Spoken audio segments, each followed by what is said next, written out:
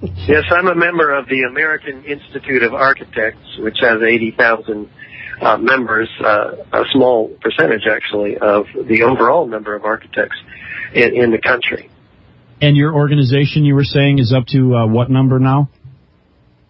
We're at 1,950 architects and engineers demanding a new investigation of the 3 World Trade Center high-rise collapses, or destruction, as we prefer to call it.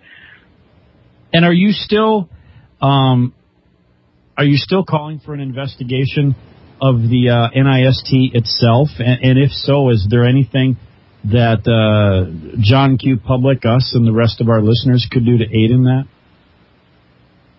Yes.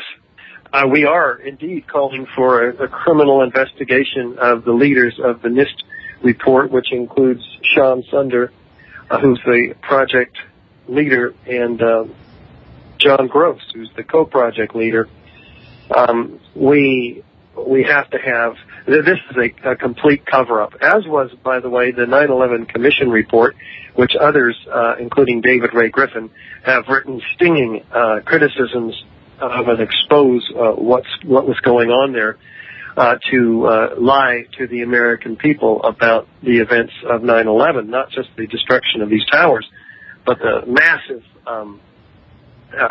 number of the events that surround the destruction of the towers and the holes in the official stories about those events.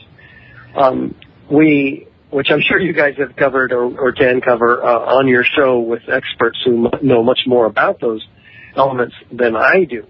But yes, we encourage all of your listeners to sign our petition calling for a new investigation. It's a stand, a public stand, particularly anybody who has a degree in engineering or architecture.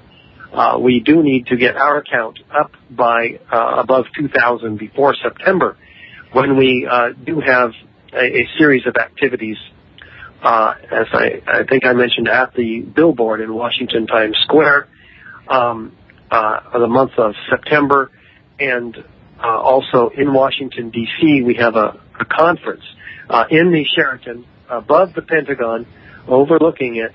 We will be going into all the evidence, not only about Twin Towers, but others who have studied the Pentagon will be looking at that evidence as well. So a lot is coming up, and your listeners can sign our petition. They can support the global ad campaign, bringing to awareness of the American people the destruction of the 3rd tower on 9/11, World Trade Center 7. So that is rethink911.org. That's rethink911.org. And now you say for this you're staying at a Sheraton hotel. Do you, just a rough ballpark figure, do you know how tall that building is? I think it's about 20 stories. My only concern is not only is that building going to have chairs and desks, but it's also going to have beds, it's going to have carpeting, it's going to have drapes. Are you concerned at all that a small fire may bring that building down? Well, no, because no fire has ever brought down a high-rise in the history of high-rises prior to 9/11 or since 9/11. What I might be concerned about, some explosions going off. That is a very powerful conference, and we haven't had too many problems with our conferences. But I think you bring up the contents of these buildings, and it brings to mind the people don't understand the degree of pulverization of these office contents. In fact, I talked about the floors, but there were 10,000 file cabinets in these buildings, and we don't find one. Well, one was found, and you could pick it up with your pinky. It was in such poor shape, very small, size of a basketball. It was survived because it was in the basement. We don't have remnants of desks, chairs. In fact, people themselves, 700 bone fragments were found on top of the skyscraper, a football field away from the South Tower on the Deutsche Bank building. How did they get so small? How were there so many of them?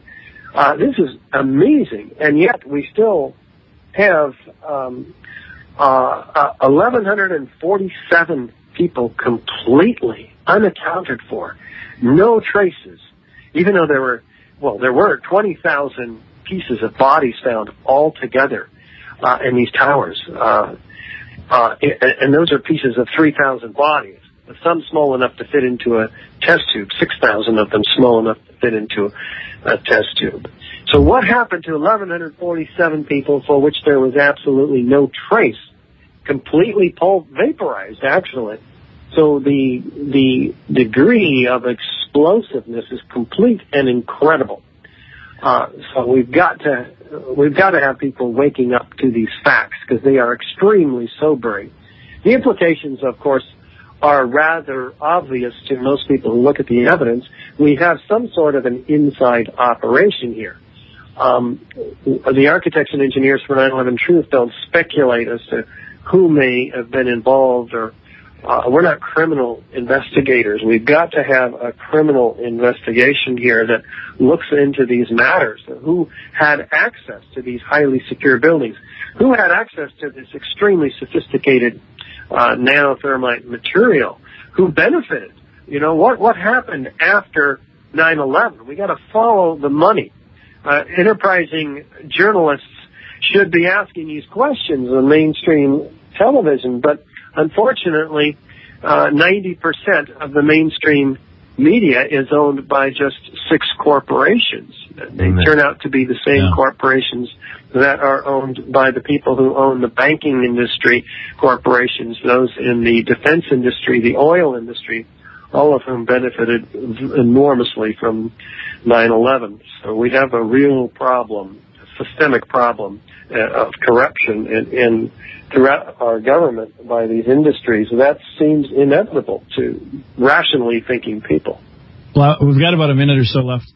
We said we would hold you to an hour. I just want to say very quickly, you are a perfect interview, sir, and I'll tell you why.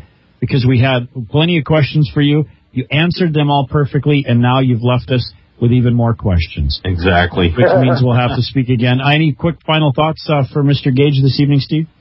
Thank you for being here, and we didn't get a chance to ask you everything we wanted to, but I'm looking forward to getting you back on sometime so we can ask those questions. Thanks for taking the time to come and talk with us.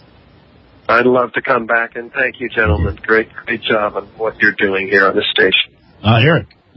Oh, I echo what Steve has said, and thank you. I'm actually starstruck right now. So.